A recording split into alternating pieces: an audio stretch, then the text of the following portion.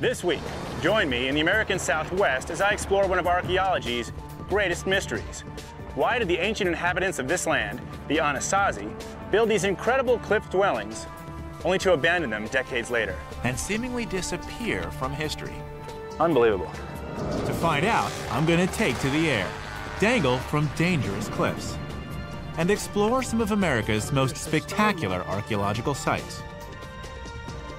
We're digging for the truth, and we're going to extremes to do it. I'll meet you over there.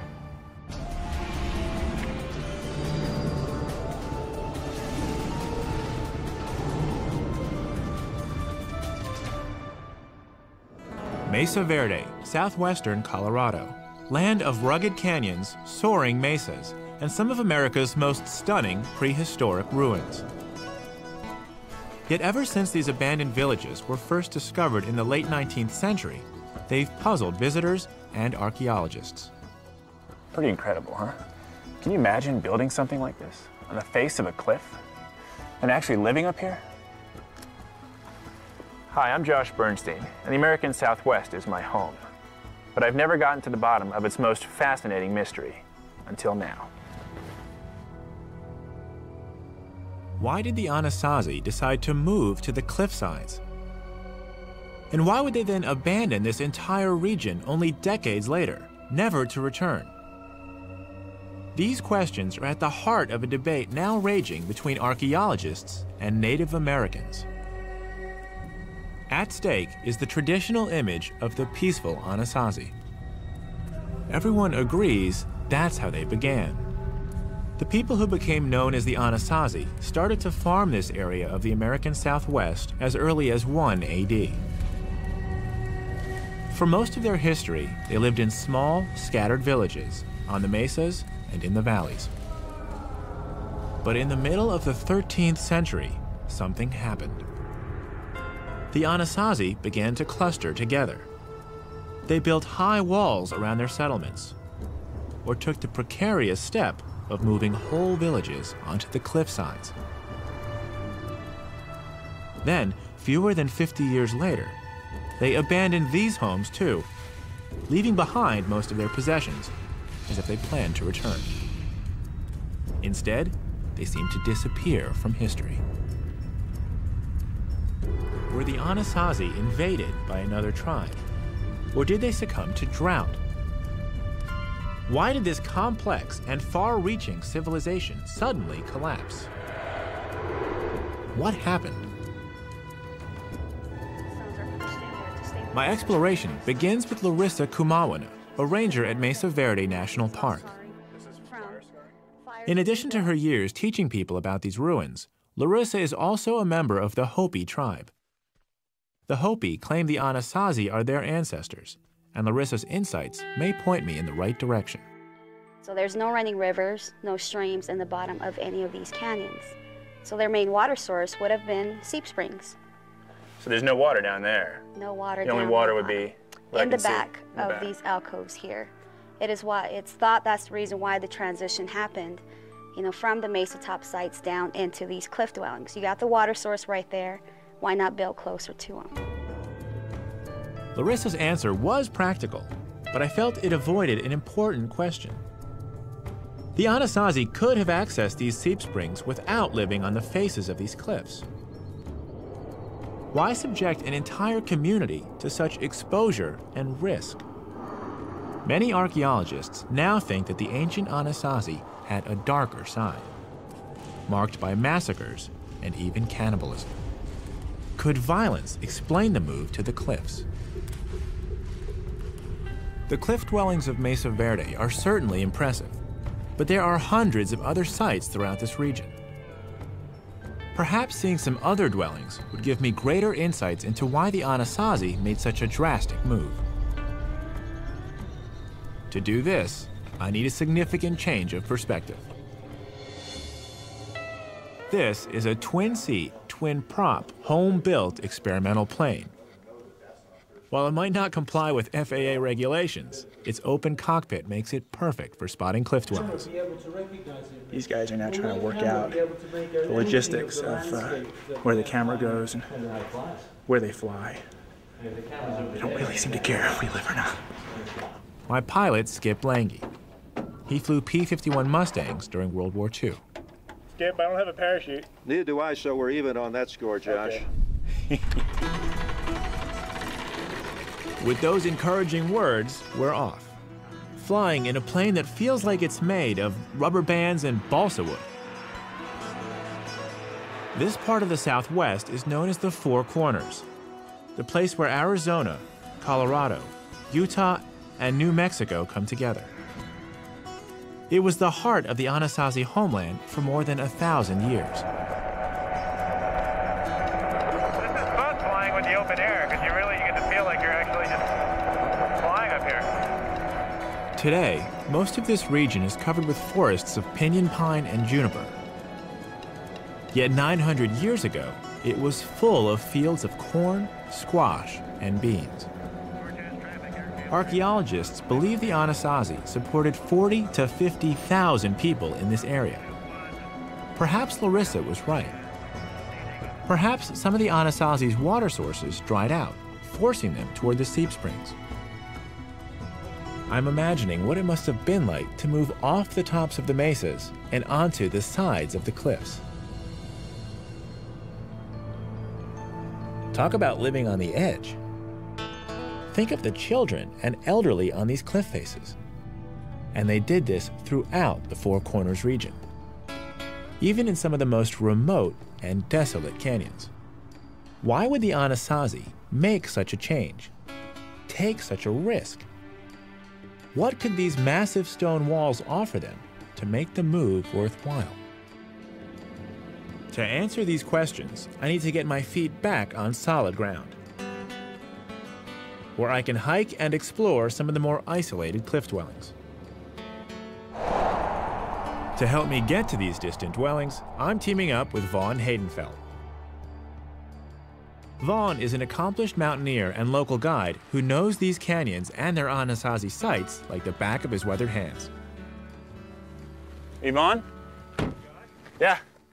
Nice to meet you. Nice to meet you. How's it going? It's going well. It's a beautiful day. Good. I heard you're the man who can show me some remote sites. We might be able to find something out here. You got one in mind? Yeah, I do. Toss that rope in the back and... Vaughn spent the last 20 years exploring the ruins of Utah's Cedar Mesa Plateau. He's played a critical role in the preservation and interpretation of many sites. He's excited to take me to one of his favorites. Wait, hold on. This section here looks a little tough. We drive in as far as we can go. The rest will be on foot. Where we're going, is it pretty far out there? Yeah. And, you know, it's a fairly difficult route in there, so... Some nice yucca blooms there. Vaughn tells me this plateau is cut by dozens of sheer, slick rock canyons where the Anasazi lived. We'll have to rappel to get down into one. All right, here we are. See where we're headed? All the way over there. Yeah. Got that lower set of ruins up against the cliff face. That's incredible. Upper set of ruins right up in there. See? Ah, right under that cliff. Yeah, yeah. That's unbelievable. People actually lived Yes. that high up. Apparently so. You know, it's an amazing thing, but people were hunkered all over in these. This is kind of that final phase before the abandonment here. So people are getting defensive and they're starting to hunker into these little spots that have water. They're defending the water. I would think so. I mean, I think that's got to be part of what's going on. You know, that they're here, they've got these towers across here. If you look right across the canyon here, we have a tower. Oh. Another collapsed tower, you know, showing that they're in control of this little spring here. Let's do it. All right. The watchtowers intrigued me. What were they watching for? One thing that continues to blow me away every time I see these sites is, first of all, how well they blend in to the rocks around them. If you didn't know where to look, you can miss it like that. You would never see that thing. And second, why would they build on the face of a cliff? It seems like the worst place to be dragging rocks and making a shelter for the night.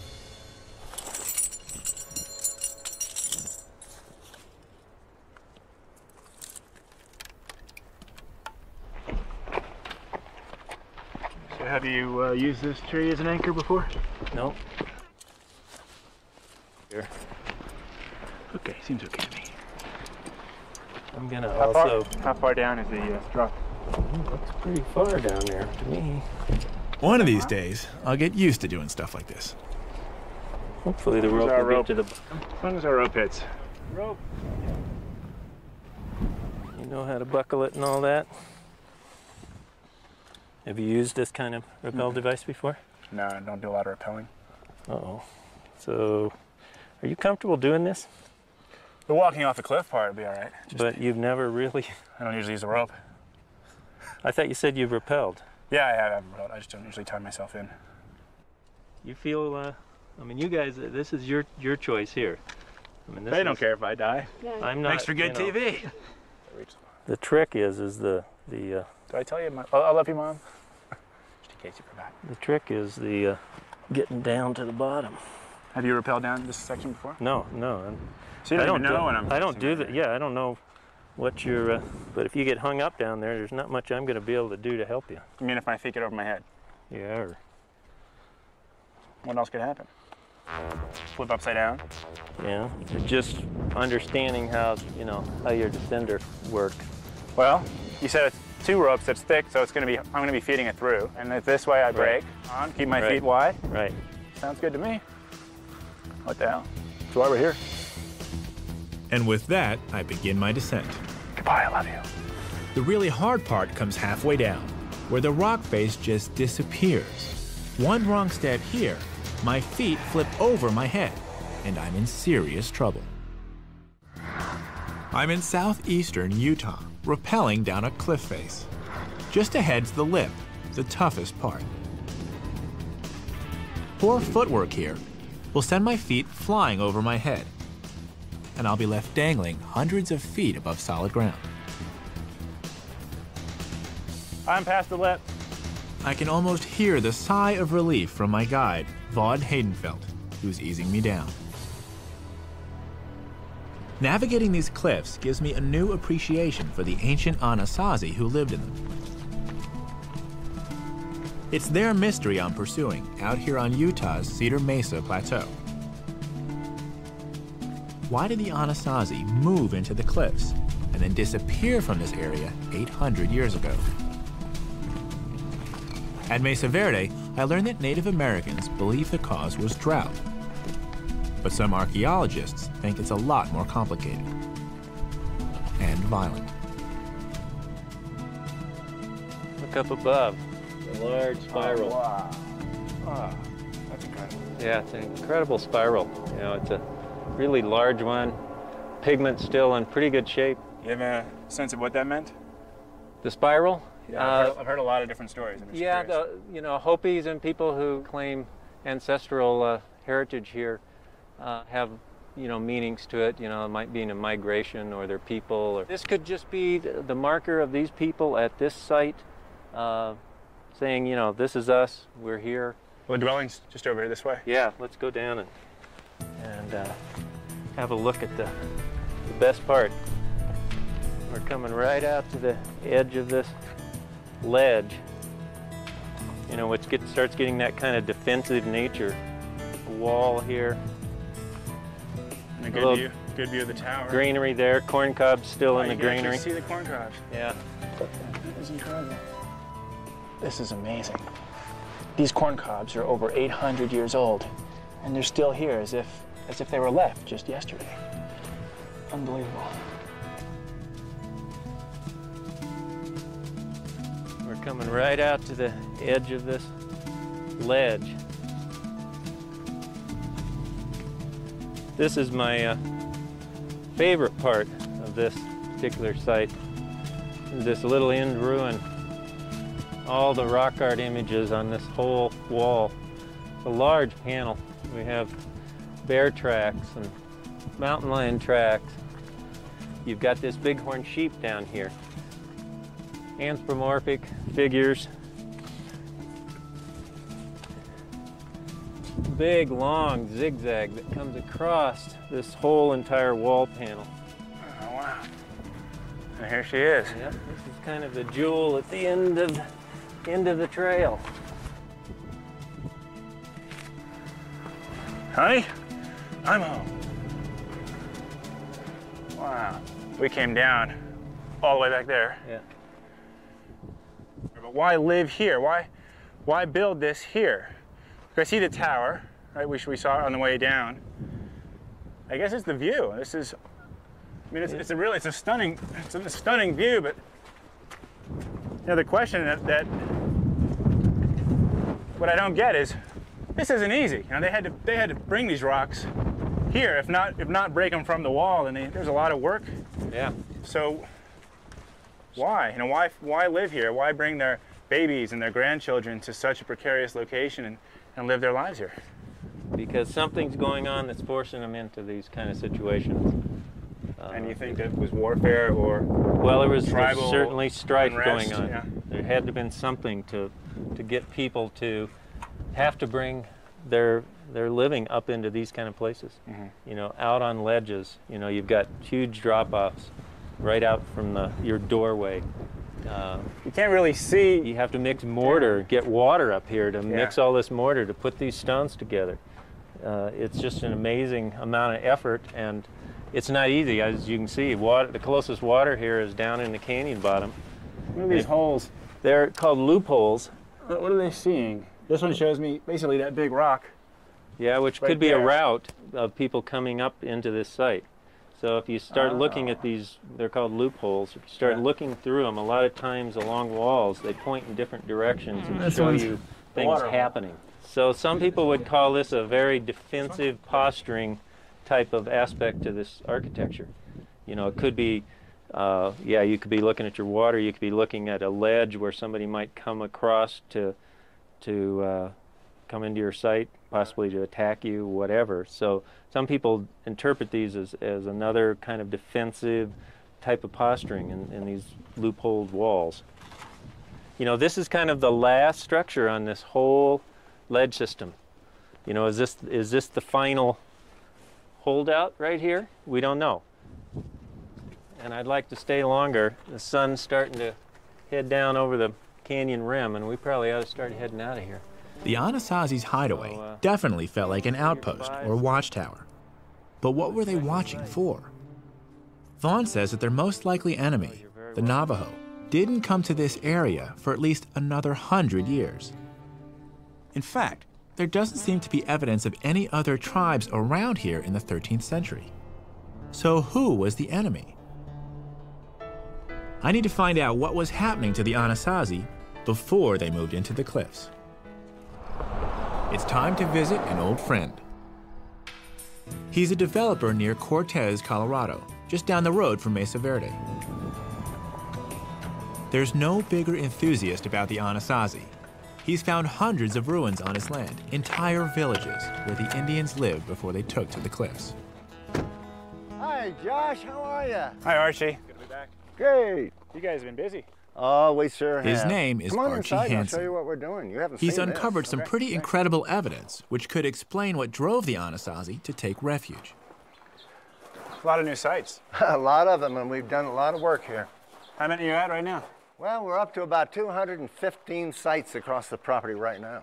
And you can come out in Archie's prize site is this partially reconstructed Pueblo that probably housed about 20 people, or 4 families. way over there in that kiva. So we have quite a network. It was occupied continuously from around 650 to 1150 AD. One of the most fascinating things Archie's found is a maze of tunnels that connect the communal rooms, or kivas, with the other living areas. And I've just got to explore where they go. But I find out the hard way how small these people were. The men were about 5'4", the women only 5 feet tall. Tight squeeze, Arch. At 6 feet and 180 pounds, I can barely squeeze through. And this is only the beginning of what Archie's excavations have uncovered. Look at all these pot shards. Look at this. And can you imagine finding this many pot shards? And this is just a small tray sample. Look at these, look at this. Look at this corrugated pot. You can imagine finding that, not just on the trail, but on your own property. It's stunning. I would be excited. I'd be excited if I just found this piece. But he's got buckets and buckets and buckets and buckets. Look at all these studies. Macrobotanical remains, bioarchaeology of disarticulated remains, faunal remains, disturbed sites. He's invested so much time, and the benefit is that all of us get a much clearer picture of who the Anasazi really were. And what Archie and his team of archaeologists have found is far from the traditional image of the peaceful Anasazi. Are you finding any bones in your sites here? Oh, everyone. Everyone? Yes, we did. We found several bodies over here. We found over in the end one. So the picture here was not one of a peaceful village. Well, that they didn't leave this in a peaceful condition. This is evidently the end of the trip for them. This was death and violence. There were 3 sunken kivas in this pueblo. They were once the heart of Anasazi communal life. This is beautiful. But they became the scene of horrible massacres, with strong evidence of cannibalism. Did you find any bodies or any bones in here? In this particular one, no, but we found some that were in the center one and the other one down at the end. All of them indicated cannibalism? Everyone contributed to it. Yes, they were broken up. There are many different signs. The signature of cannibalism is extremely positive. There have to be 7 particularly salient facts. They're just to numerize some of them. Pot polish on the end of green strict fractures. They have to have the bones broken open, the marrow extracted from that, bodies disarticulated, heads missing, vertebrae there, no hands, no feet. Unfortunately, this is controversial stuff. Native Americans strongly object to their ancestors being characterized as cannibals. Yet many archaeologists find the evidence in Anasazi sites compelling. They cite signs like pot polish, tiny areas of polish that form when a bone is cooked in a clay pot, and cut marks and abrasions that are identical to those seen on animals which have been consumed. What Archie was saying was that his site is full of such evidence. We had a 14-year-old male and an estimated 21-year-old male, and they were butchered and probably consumed down there because they found them on parts and pieces in the fire pit and on the benches going around, etc. We reinterred what we could find in that other kiva into the wall. After the massacre, evidence suggests that any remaining residents abandoned this pueblo and moved on. What made them decide as a community, time to go? Well, I think that if I was back in that day and age and I had a marauding force come in here and wipe out an entire pueblo where I was living, stuff bodies in the kiva and everything else, that I would think was not a very good place to live, and I think I would move. I would want more protection. So you're saying that the warfare wasn't internal. There was actually marauders coming into these communities? Well, you've opened a whole box of guesses about that one. And my guess would be that they were outside external forces. Was it a neighbor who did not have sufficient food and you had a food supply? Or whether they were people coming from Mexico, which is a big conjecture about this thing at this time. Using Archie's Wi-Fi network, I searched the web for evidence of Anasazi cannibalism. Suspicious bones have been found at about 50 archaeological sites. Not a lot when you look at the whole history of the Anasazi. But the curious thing is that almost all the evidence dates from the same period, beginning around 900 AD and peaking around 1150. These dates correspond exactly to the time when Anasazi civilization was dominated by a place called Chaco Canyon, a city as mysterious as it is grand. It's also in the middle of nowhere. Mutilated bones, evidence of cannibalism. Everything Archie Hansen said at his pueblo seems to point to something going terribly wrong in the Anasazi world by the mid-12th century. And the clues to this violence point to Chaco Canyon, the Anasazi's greatest achievement, now a desolate ruin in the New Mexico desert. On Cedar Mesa, I saw some convincing evidence that fear drove the Anasazi into the cliffs. To understand the root of that fear, I have to understand Chaco and what shook the walls of that great stone city. I need to see these ruins from above, so I've called in my friend Bubba Peters with his PPG to help get me into the air. PPG is short for Powered Paraglider, and Chaco's so big I need something like this contraption to get the lay of the land. But strong winds can make flying tricky, even fatal if I'm not careful. 80 pounds of wind machine. He puts out a 28 horsepower. One small step for man. Prop clear?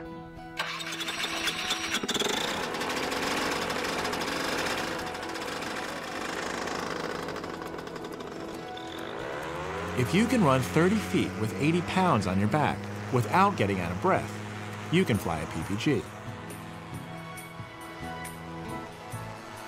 If it's calm, you can travel about 25 miles per hour and stay up for 3 hours on just 4 gallons of gas. Pretty economical for views like these.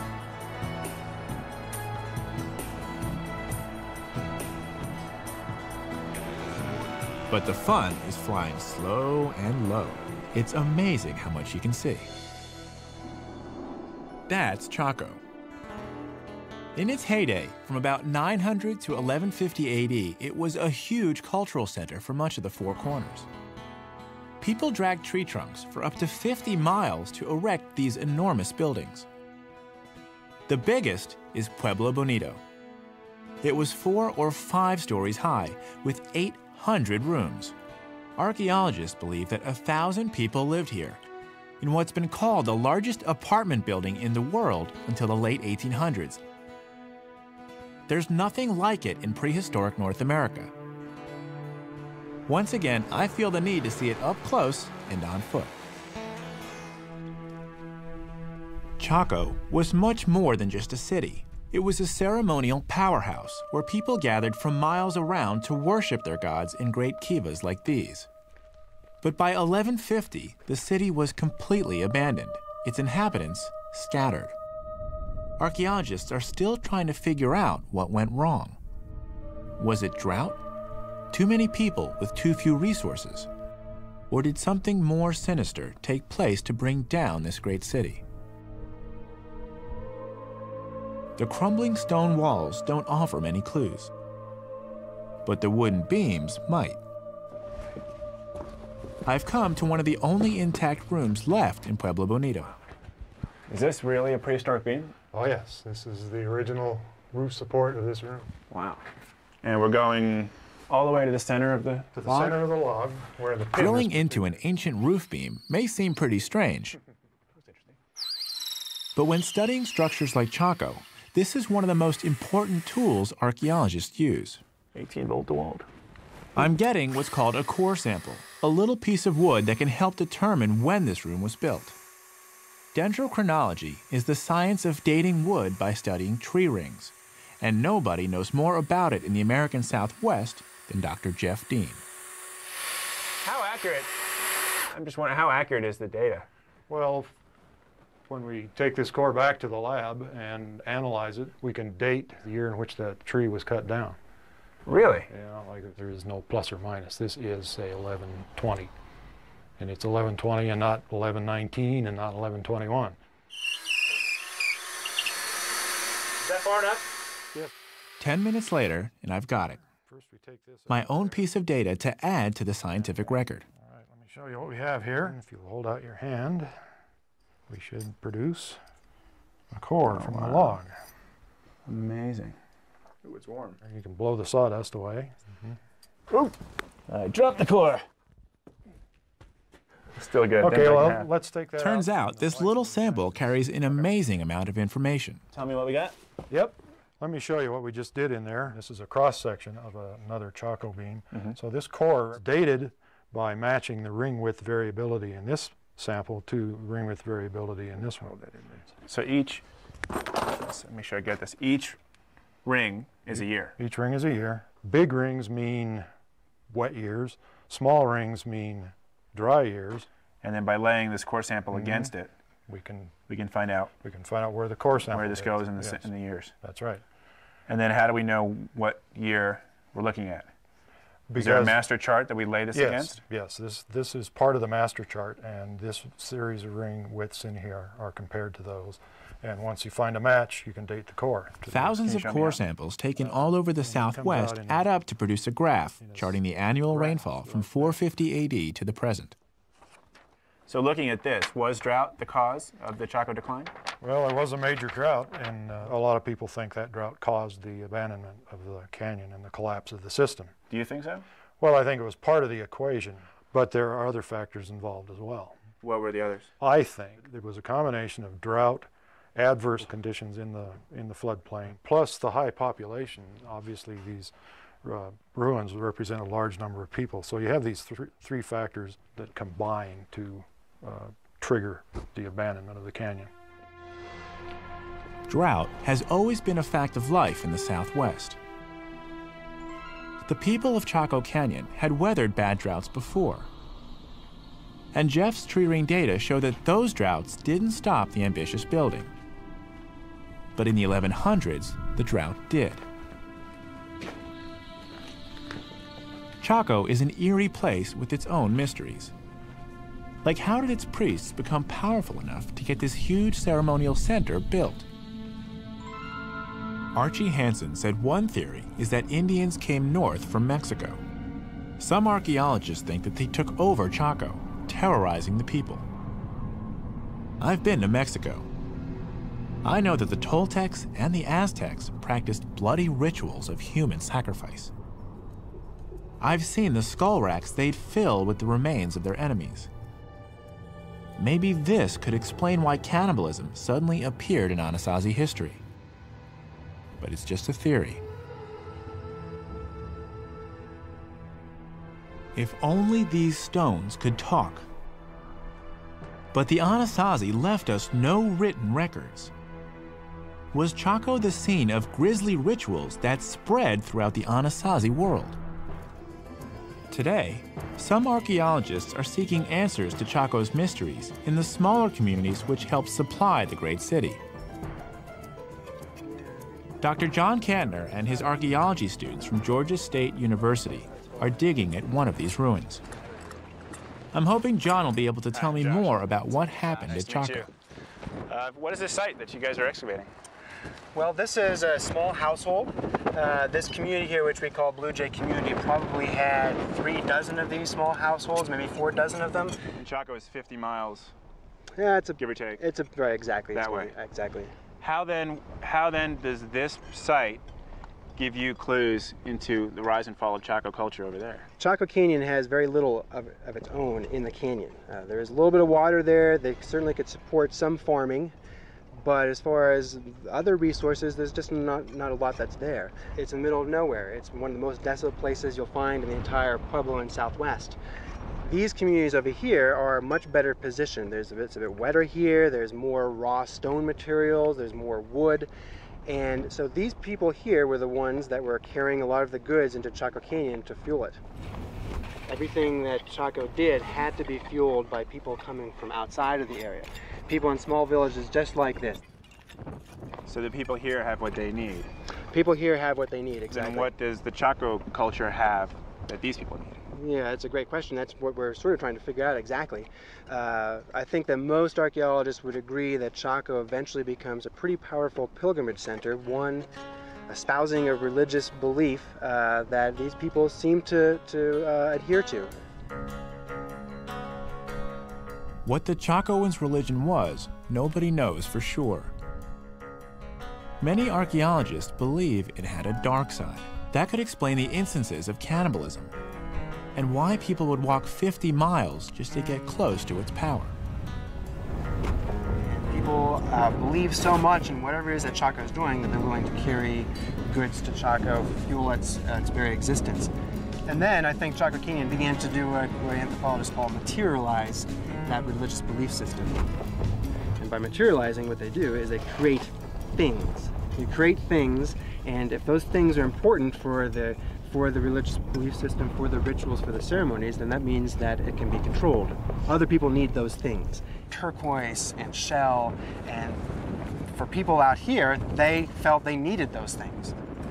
And so in order to get those things, they had to go there, and they probably then brought things to Chaco Canyon in exchange for just a little piece of that belief system, a little piece of the religion that they can bring back here to their small communities and then help to fuel what they thought was going to be success here. As I look around John's dig, I'm reminded again that archaeology is painstaking work, piecing together answers from bits of pottery, turquoise, and bone. The simplest of questions can often take years to answer, and even then there's always room for debate. John, you've given me a good sense of how this community related to the Chaco culture, but how did it all fall apart? Well, the priestly leaders of Chaco Canyon, their power and authority was based on a belief system, and that's really all they had. So it's really a house of cards, and if any of those cards is removed, then the whole thing comes falling down. Which was the one card then that did that? In the early 1100s, there was a drought. It was a relatively minor drought, particularly in comparison to other droughts that Pueblo people have experienced, but it probably was just enough to cause the problems. But essentially, there's a power vacuum, and that leads to a lot of social chaos. But did social chaos mean violence? I asked John, was this what drove the Anasazi to take refuge in the cliffs? In certain parts of the Puebloan world, that's exactly what happens. The violence and the strife that results from this power vacuum leads people to retreat into those kinds of refuges. Moving north to places like Mesa Verde. Exactly. What John says makes sense. Think of the thousands of people abandoning Chaco, looking for shelter elsewhere in the Four Corners. Competition must have been fierce. It's not hard to imagine that it was brutal, too. It's time to put the pieces of the mystery together. But there's one last clue I need to explore. At John Cantner's dig, I learned that many archaeologists believe that the fall of Chaco Canyon around 1150 AD brought social chaos and violence to the Anasazi world. That's about the same time cannibalism peaked, and when Archie's Pueblo experienced its brutal massacre. Is this the answer to the Anasazi mystery of why they moved into the cliffs and then abandoned the Four Corners?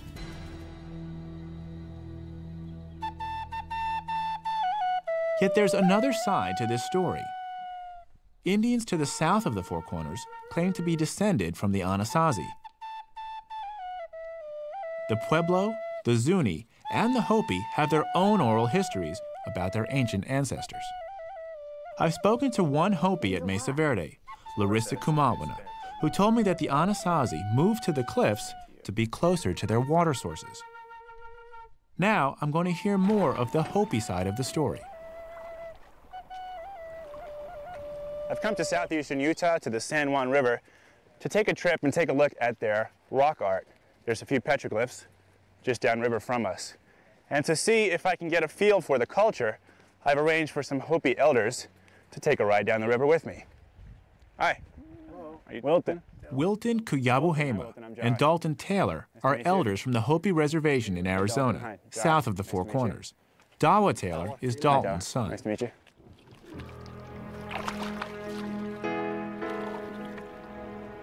Native Americans who claim ancestral ties with the Anasazi are very hesitant to share their clan histories. It's private, and out of respect, I'm cautious with my questions. Do you have a personal perspective on the Anasazi and what they did out here? The Anasazi, I think there's one misunderstanding about the word Anasazi. Yeah. And in Hopi, we call them Hisatsino.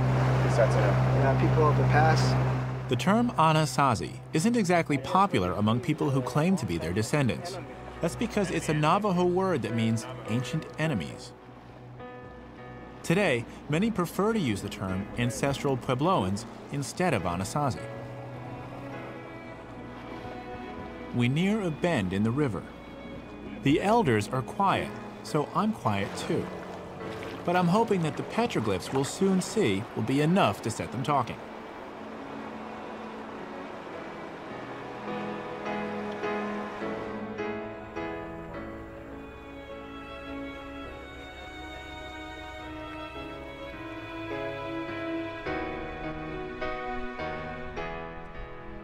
We pull up to take a look at some petroglyphs. Life-size figures picked out by the ancient Anasazi 1,500 years ago. But they're just too old. The Hopi can't interpret them. Yet nearby are some other petroglyphs they find very familiar. Looks like there's something right here. Oh yeah, that's the spiral. That's a spiral. That's a migration story right there. Migration. Oh yeah, come on up. So here, they occupy, it's the center where they occupied it, and when they go this way. To the Hopi, the spiral means their people were once here, at this place in the Four Corners. To them, the Anasazi mystery is simply a story of migration. They abandoned the area because it was time for them to go, not because of social chaos or violence. Looks like there's a head here. It takes several hours, but I finally feel comfortable enough to ask Wilton the toughest question of all. Wilton, were the Anasazi cannibals? No, not really. How do you know? Because from the time when the migration started a long time ago, there is no enemies. Until the second group, like Navajos and these other Paiute, they're the ones that come in and doing the warfare with the Hopi people.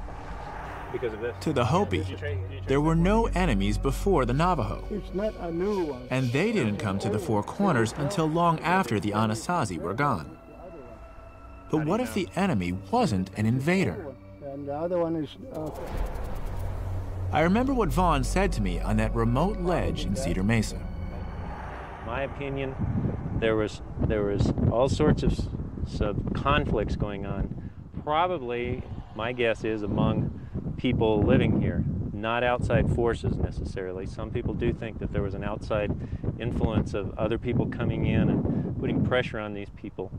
But my guess is it's probably people, maybe in the next canyon over. As I learned from Vaughn, Archie, and John Cantner, violence and probably warfare drove the Anasazi into the cliffs.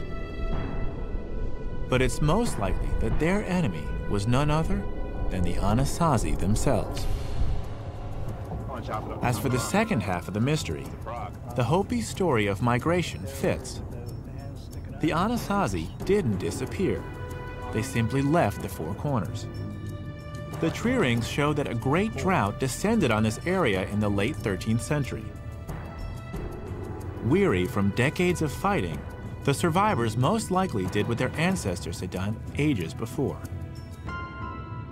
They migrated south to begin a new life. On our last stop, we visit the River House ruin.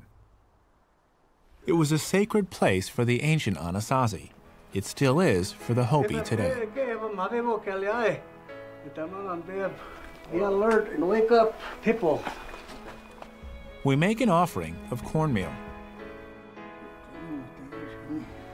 New evidence may one day settle the issue. But for now, archaeologists and modern Puebloans continue the debate, searching for clues left in the steep stone walls of America's Red Rock Canyons.